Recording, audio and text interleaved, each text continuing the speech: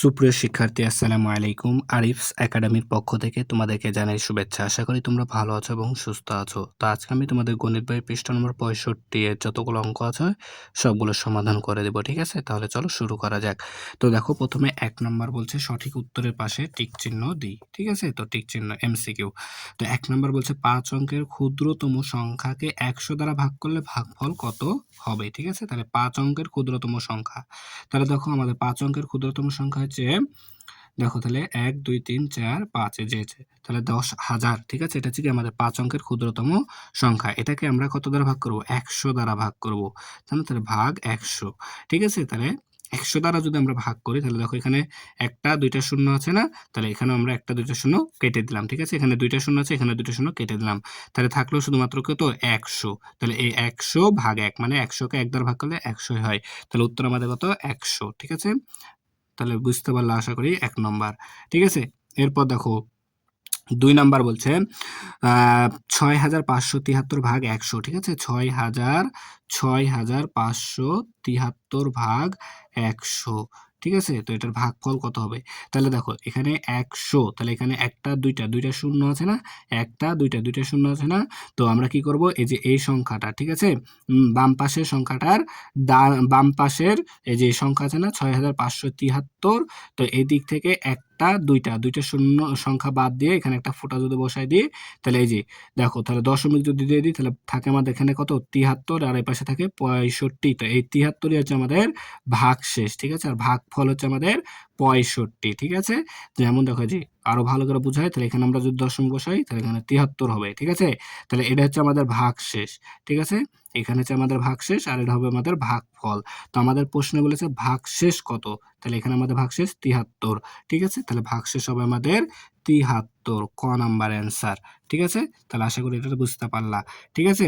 এরপর দেখো 3 নাম্বারটা, ঠিক আছে? তো 3 নাম্বারটা বলছে কি যে 3 নাম্বার দেখো বলছে গাণিতিক সমস্যায় ভাজ্য ও ভাজক সমান হলে ভাগফল কত, ঠিক আছে? তো ভাজ্য এবং ভাজক যদি সমান হয়, তাহলে ভাগফল হবে 1, ঠিক আছে? 1, তাহলে ভাগফল হবে 1। তাহলে গাণিতিক সমস্যায় ভাজ্য এবং ভাজক সমান হলে ভাগফল হবে 1, ঠিক আছে? এরপর দেখো বলছে 4 নাম্বারটা। তো 4 নাম্বার বলছে কি যে 625 ভাগ 25 খালি ঘরে মানে সরি, একটু প্রশ্নটা ভুল করে ফেলেছি। দেখো বলছে 625 ভাগ ফাঁকা ঘর সমান সমান 25, ঠিক আছে? তবে ফাঁকা ঘরে কত বসবে?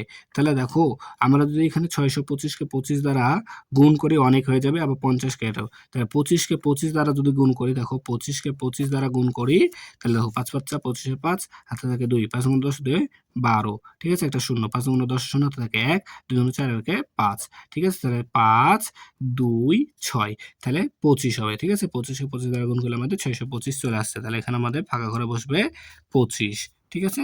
তাহলে আশা করি বুঝতে পারছো। এরপর দেখো 5 নাম্বারটা। তো 5 নম্বর বলছে আমাদের নিঃশেষে বিভাজ্যের ক্ষেত্রে ভাগশেষ কত হয়? নিঃশেষে বিভাজ্যের ক্ষেত্রে ভাগশেষ কত হয়? 0, ঠিক আছে? নিঃশেষে ভাগশেষ, অর্থাৎ ভাগশেষ যদি 0 হয়, ঠিক আছে? কোনো ভাগ আমরা যদি কোনো সংখ্যা ভাগ করি, তাহলে ওই ভাগশেষ যদি 0 হয়, তাহলে সেটা কি? নিঃশেষে বিভাজ্য, ঠিক আছে? নিঃশেষে বিভাজ্য।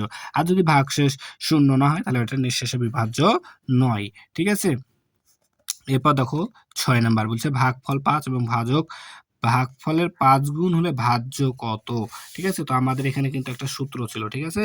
যে ভাজ্য সমান সমান, ঠিক আছে?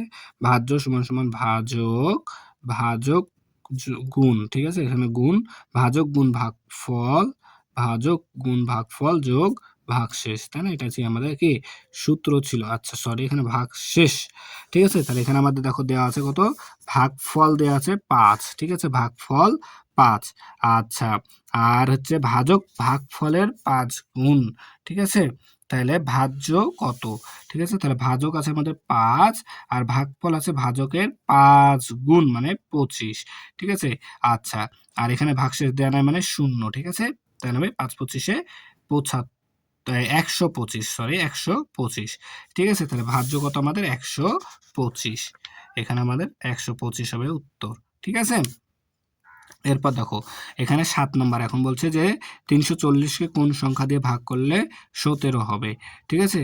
ভাগফল 17 হবে। তাহলে 17-কে যদি আমরা 20 দ্বারা গুণ করি তাহলে কিন্তু আমাদের 340 চলে আসবে। তো এরকম আমাদেরকে টেকনিক খাটিয়ে, খাটিয়ে করতে হবে, ঠিক আছে? উত্তর হবে গ, ঠিক আছে? 340-কে কোন সংখ্যা 20 দ্বারা ভাগ করলে, ঠিক আছে? 340-কে 20 দ্বারা ভাগ করলে আমাদের ভাগফল কত হবে? 20 হবে, ঠিক আছে?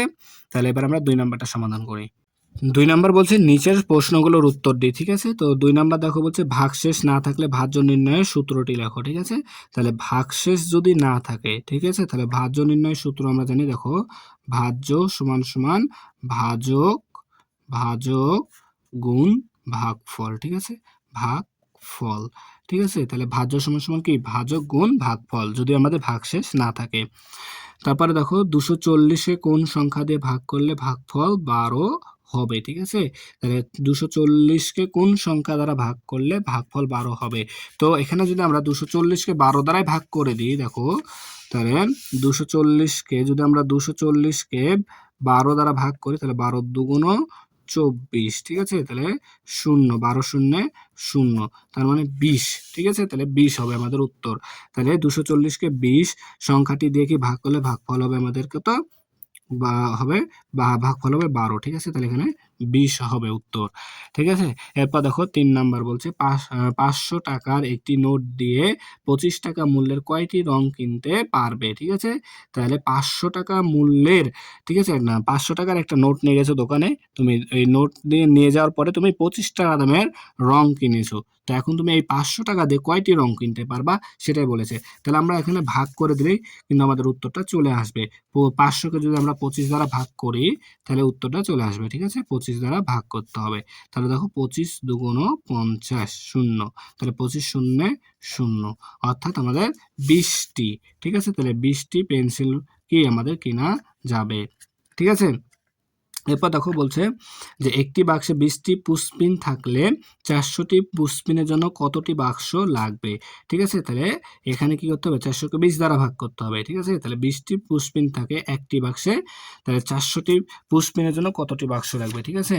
তাহলে এখানে যদি আমরা 400-কে 20 দ্বারা ভাগ করে দিই তাহলে কিন্তু উত্তরটা চলে আসবে, ঠিক আছে? তাহলে দেখো ভাগ করে যদি তাহলে 20 দুগুণ 40, তাহলে 0, 20 শূন্যে 0, তাহলে 20টি, ঠিক আছে? 20টি বাক্সের প্রয়োজন হবে, এটাও 20টি। এখন বলছে এক হালি ডিমের দাম 40 টাকা হলে 9টি ডিমের দাম কত? তাহলে এক হালি সমান কয়টি? আমাদের এক হালি সমান 4টি, তাই না? এক হালি সমান 4টি, অর্থাৎ 4টি ডিমের দাম 40 টাকা।